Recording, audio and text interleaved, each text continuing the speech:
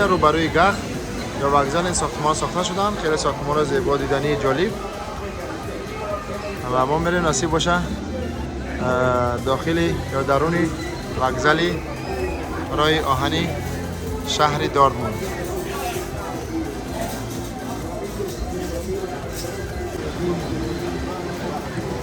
دوستان میریم داخل گخ، داخل وокزال. این هم دوستان وокزال راه آهنی یکی شهر دورتموندی آلمان.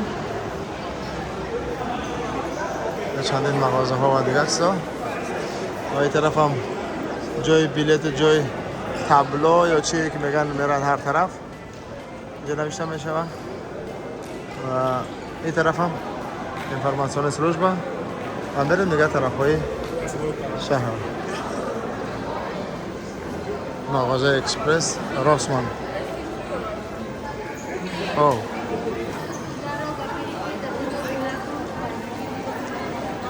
خیلی جاهای دیوان زیبا دیدنی. یه هم دیگه طرف ها و دیگه سمت های گاغی شهر دورتموند خیلی کلان است. چندین چی میگیم پلتفرم و راه های رفت و برگشت دارن و تمام شهرهای آلمان و بیرون از آلمان. و ما میریم طرفی بالا ببینیم در بالا چی هست. ما میریم به یکی از پلتفرم های گخ ببینیم چی گفته در بالا.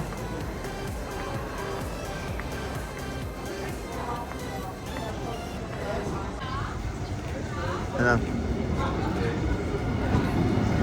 پاییزی که آمد.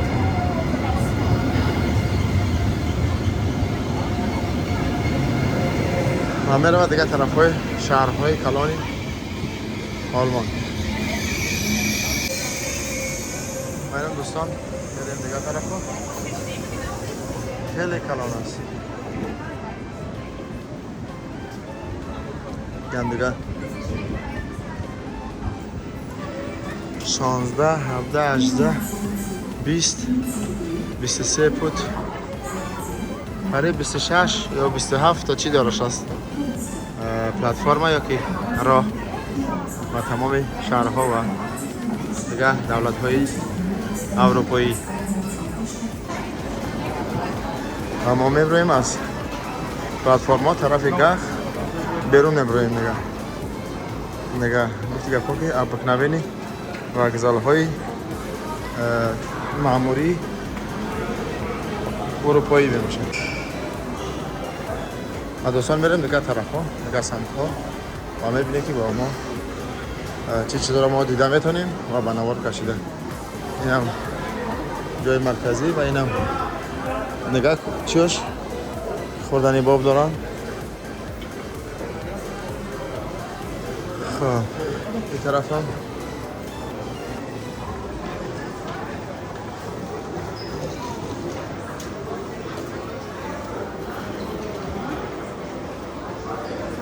نگاه مغازه و جای بلیتگیری و ماشین های بلیتگیری دیگه هستن. این هم دوستان صحن بیرونی گخ وокزال یا راه آهنی ترمینال راه آهنی شهری دورتموندی آلمان. اما میریم نگاه طرف کوچه، نگاه طرف خیابان ها خیلی زیبا هم هست. ساختمان ها رو بی قدر زیباست. این طرف هم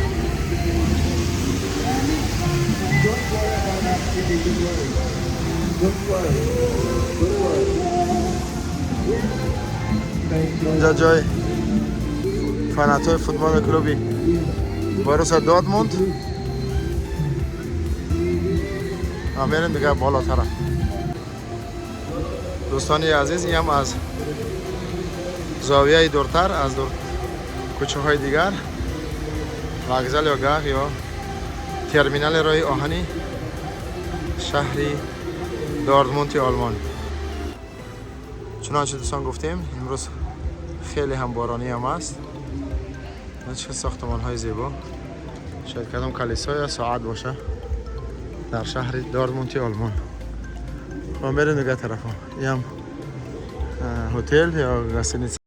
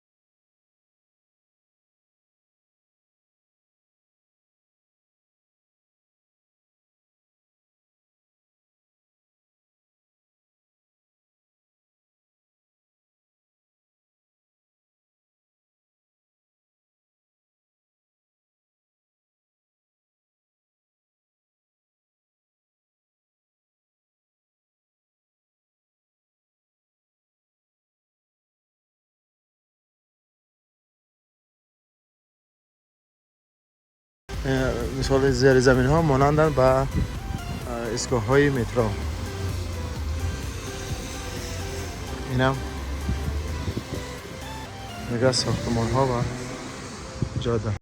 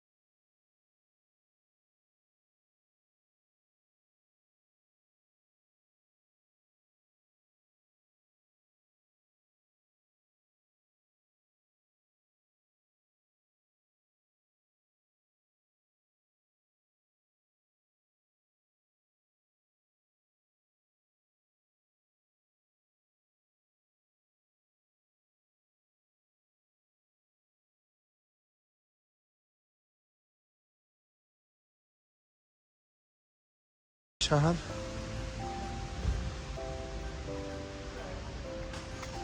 میرم این طرفی. نگاه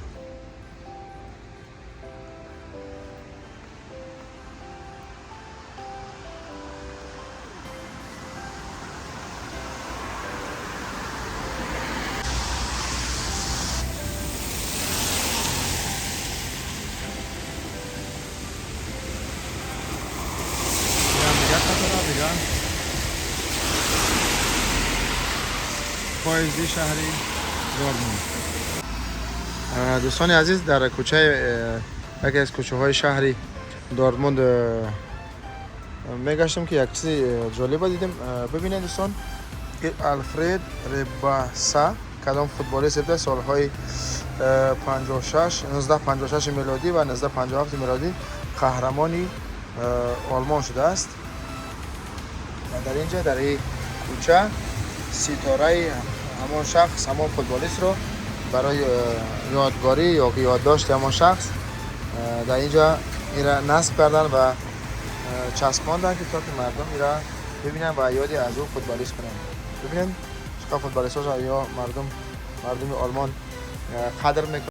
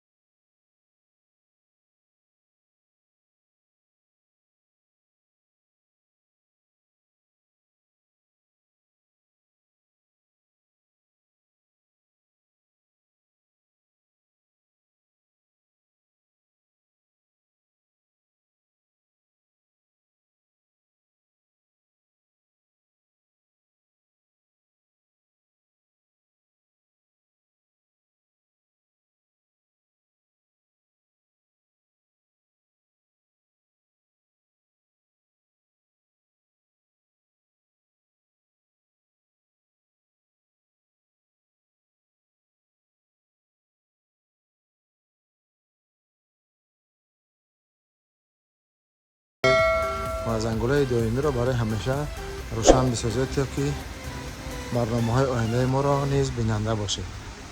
دیگه وقتی شما را نمیگیرم، شما را به خدای پاک و منال میسپارم تا برنامه